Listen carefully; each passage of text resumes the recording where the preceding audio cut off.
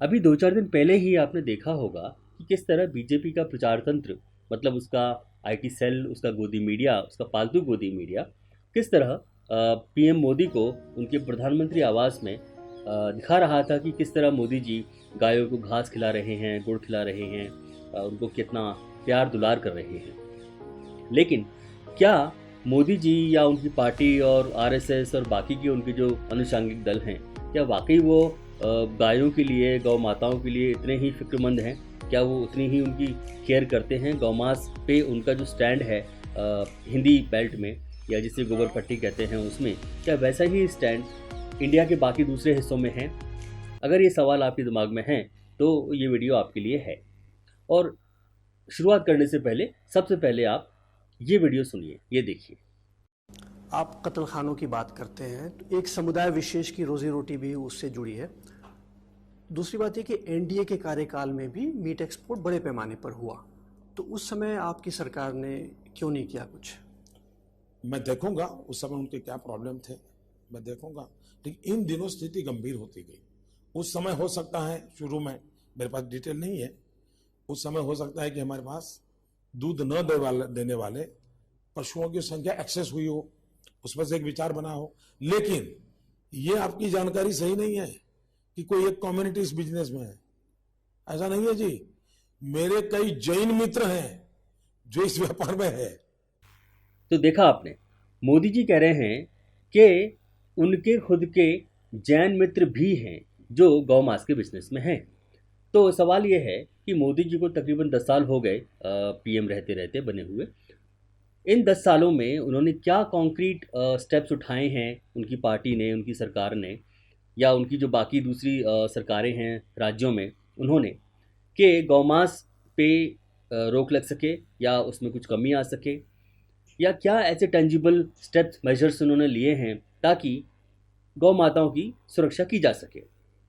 या ये सब नहीं किया अगर उन्होंने, तो यही कर दिया होता कि कुछ एक उनके जो दोस्त हैं जिनकी वो बात कर रहे हैं, जैन मित्र, उनसे ही कह दिया होता कि भैया आप तो जैन हो, कम से कम गौमांस का बिजनेस छोड़ दो, बहुत सारे दूसरे बिजनेसेस हैं करने के लिए। क्या उन्होंने ऐसा किया है? अगर आपको पता हो तो मुझे बताइएगा, मुझे तो नहीं पता। अब देखिए कि इंडिया के बाकी के हिस्सों में, बाकी स्टेट्स में बीजेपी का गौमांस को, बीफ को लेके क्या स्टैंड है, क्या रुख है? नागालैंड में उनके सीएम का कहना पड़ा कि beef is our staple food, BJP does not interfere.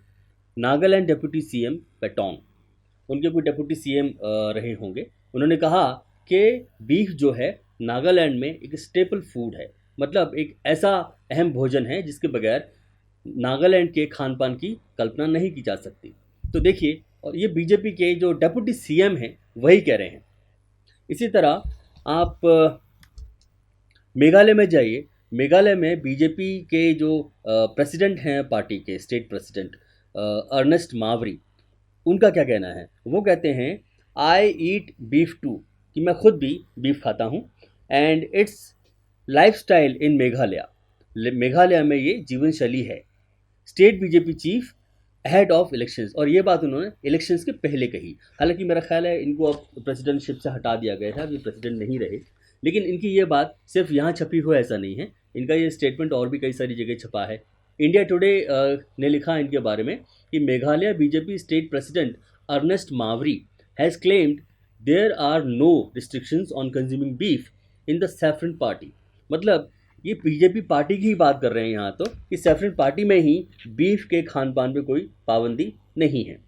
इसी तरह टाइम्स ऑफ इंडिया ने भी इन्होंने इनके बारे में लिखा।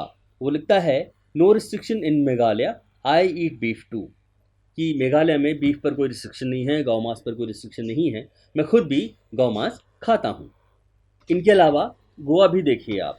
गोवा में बीजेपी के एमएलए हैं जो पर्रिकर साहिब, जो एक टाइम पे सीएम थे गोवा के, उनके रूल के दौरान, उनके सीएमशिप के दौरान वो क्या कहते थे, लिखा हुआ है BJP MLA slams CM Parrikar over beef shortage इन गोवा।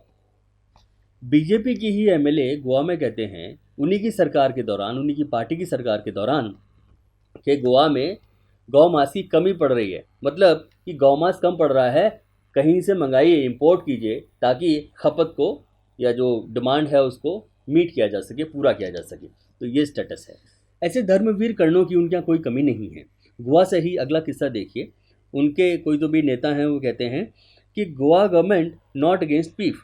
गोवा की सरकार गौमांस के खिलाफ नहीं है। कौन कह रहा है? BJP says BJP minister after party colleague alleges काव विजिलेंस मिनेस। के भैया हमारी सरकार, बीजेपी की सरकार गोवा में गौमांस के खिलाफ नहीं है। अगला किस्सा देखिए। ये गोवा के सीएम हैं प्रमोद सावंत। इनका कहना है कि Goa consumes 2 tons of beef sourced from Karnataka every day. मतलब गोवा में 2 टन गौमांस खाया जाता है रोज। ये रोज़ाना की बात है। और ये कहाँ से आता है? कर्नाटका से आता है। आप देखिए, ये बीजेपी के सीएम हैं, ये कोई छोटे मोटे आदमी नहीं है। इसी तरह अगला जो एक इंस्टेंस है वो आप देखिए। BJP hypocrite when it comes to beef. ये कर्नाटका के कोई तो भी नेता हैं कांग्रेस पार्टी के, जो ये कह रहे हैं कि बीजेपी जो है दोगलापन दिखाती है, डबल स्टैंडर्ड्स दिखाती है गौमांस को लेके। बात हमने मिस्टर पीएम से शुरू की थी, मोदी जी से। अब गृह मंत्री पर आइए ज़रा, वो क्या कहते हैं। ये गृह मंत्री जी जो हैं हमारे अमित शाह जी, ये कह रहे हैं BJP has no plan to ban beef in Goa. Goa में गौमांस पे कोई प्रतिबंध लगाने का कोई प्लान, इरादा नहीं है। आपके सामने स्क्रीन पे लगा हुआ है स्क्रीनशॉट, आप देख लीजिए। तो भाई साहब, ये थे बीजेपी के नेता लोग जो गौमांस पे तरह तरह की बातें करते आए हैं अभी तक, और आपको ये भी दिखाते आए हैं कि भाई वो कितने बड़े भक्त हैं गायों के, उनकी कितनी मदद करते हैं, कितनी सेवा करते हैं, वगैरह वगैरह। पीएम मोदी को आपने देखा ही है अभी 2-4 दिन पहले।